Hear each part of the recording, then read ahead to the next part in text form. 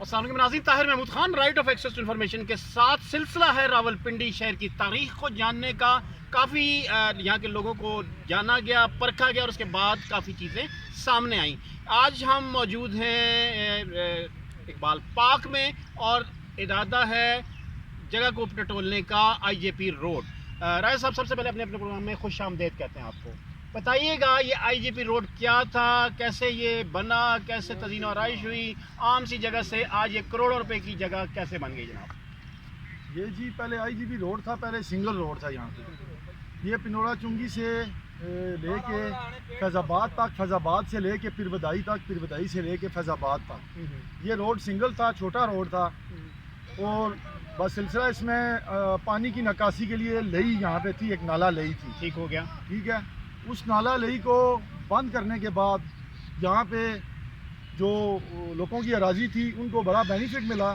تھوڑا سا یہاں پہ رکیے گا، لئی کی تو وہ پیر بدائی والی سائیڈ اور یہ کٹاریاں والی سائیڈ اور وہاں سے ہوتے ہوئے سر وہ جو نالا لئی تھی وہ یہاں سے ہو کے گزرتی تھی نا ساری۔ اچھا، ہاں، یہ ساری فیض آباد اور یہ آپ کا یہ جتنا بھی پانی تھا یہ ادھر سے ہو کے ادھر۔ پھر یہ کٹاؤ کیسے ہوا؟ یہ گورنمنٹ آف پاکستان نے یہاں سے روڈ نکالا، لئی کو بند کیا، اس کے اندر آپ کی پانی کی نکاسی کو بند کیا گیا، بڑے بڑے پیپ ڈالے گئے نالے، ان نالے کے ذریعے، ان نالوں کے ذریعے ان لئیوں کو بند کر کے پانی کی نکاسی کو بہتر طریقے سے۔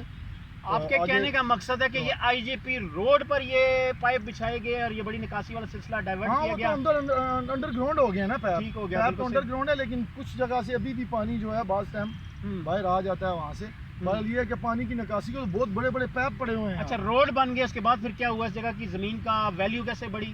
زمین کی ظاہر سی بات ہے، جن لوگوں کی زمینیں تھیں وہاں پہ، جن لوگوں کے شملات تھے، جن لوگوں کی اراضی تھی وہاں پہ، تو پھر ان کی اراضی کی قیمت وہ لوگوں کی بڑی تو ہے۔